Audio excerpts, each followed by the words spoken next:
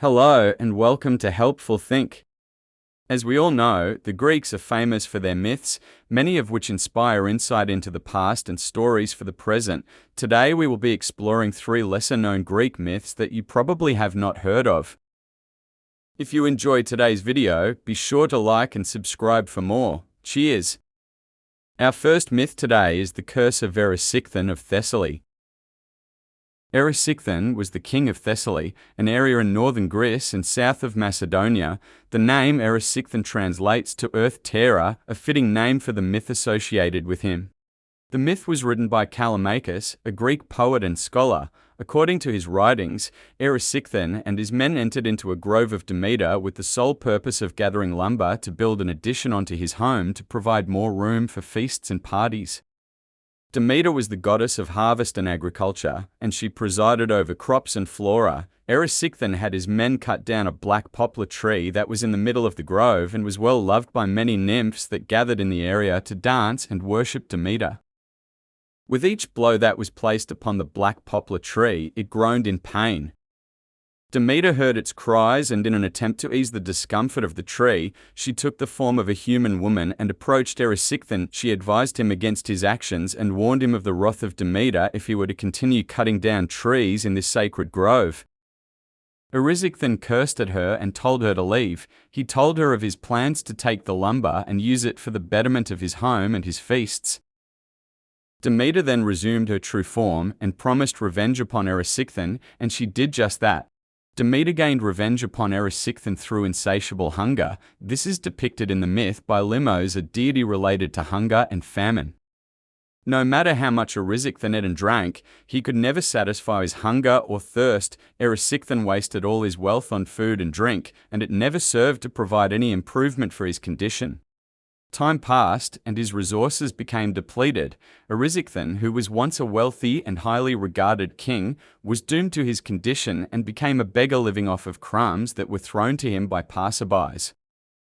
In Roman mythology, Verisigthing continued to sell all his possessions for food until all that he had left was his daughter. He then sold his daughter into slavery for food. Eventually, he ate himself in desperation. He continued to do so until nothing remained of him. Our second Greek myth for today is the Immaculate conception of Helen of Troy. Many of us are aware of Helen of Troy's place in Greek mythology. However, are you aware of the deviousness that is her conception story? Zeus, the father of Helen of Troy, is well known for his extramarital affairs that his wife, Hera, often fell victim to. He had multitudes of illegitimate children wandering the earth. Leda, a mortal woman, was the queen of Sparta and became the mother of Helen of Troy. Leda was married to Tyndareus, king of Sparta. According to the myth, Zeus was enthralled by Leda and could not stop himself from thinking about her beauty. He felt that he needed to get to know her a little better, on a more personal level, if you know what I mean. One day when Leda was bathing in a river, Zeus decided enough was enough. He took the form of a swan and approached her. It is thought that he did this to appear unassuming and harmless to Leda and to prevent his wife, Hera, from witnessing the unfaithful act. There is some division on what happens next. According to some, the encounter was consensual. According to others, unfortunately it was not. Either way, Leda fell pregnant. The same night, Leda slept with her husband. As a result of these 2 encounters, Leda laid 2 eggs, each containing 1 set of twins. One of the twins in one of the eggs would become Helen of Troy. The third and final of today's video is the tragedy of Orpheus and Eurydice. This classic but lesser-known Greek myth was written by Virgil. Apollo, father of Orpheus, gave his son a lyre. It was said that Orpheus was very gifted with the lyre and played it so beautifully that nothing could resist the beauty of his melodies. Eurydice, a mortal woman, was enthralled by Orpheus and his melodic abilities. They fell in love and became married. Hymen, the god of marriage, was called to bless the union of the two. However, he predicted that something would cause strife with what was thought to be a perfect match, and that it was not meant to last. Shortly after Hymen's prophecy, Eurydice was wandering in a forest with some nymphs. In some versions of the story, a shepherd named Aristeus was overcome with Eurydice's beauty and began chasing her. Other versions say that she was simply dancing in the forest with the nymphs. Either way, while in the forest Eurydice was bitten by a snake, she died instantly. Orpheus was devastated that he lost his love, he sang sorrowfully, and every human and god learned about his sorrow. Orpheus was heartbroken and decided that he could not keep going without his wife. He traveled to the underworld and approached Hades and Persephone, playing them his sorrowful melody with his lyre. Moved by his perseverance and love for his wife, they agreed to let Eurydice go under one condition. Orpheus had to lead Eurydice out of the underworld without looking back at her shadow. If he was successful, she would regain her flesh and they would be reunited on earth.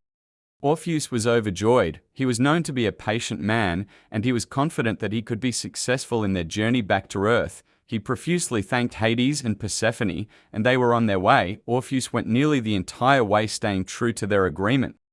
However, as they were approaching the exit of the underworld, he lost confidence. He began to lose faith and worried that he was tricked by Hades. After all, he had never once heard any footsteps, and there was no indication that Eurydice was truly following behind him.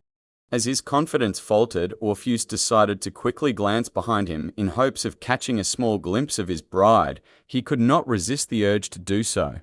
As soon as he began to turn around, Eurydice was immediately pulled back into the dark underworld. Orpheus's re-entrance into Hades was forbidden, as no living person can enter into Hades twice in their lifetime.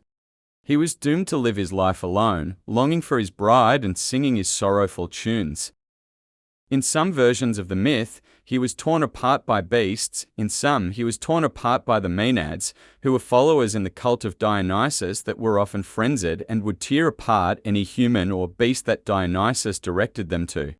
Either way, Orpheus eventually met his demise. Orpheus's head remained intact and he continued to sing his sorrowful song. In another version, Zeus struck him with lightning, afraid Orpheus would reveal the secrets of the underworld to the rest of humankind. Muses decided to save his head, allowing him to sing forever. They cast his lyre into the sky, and it became a constellation.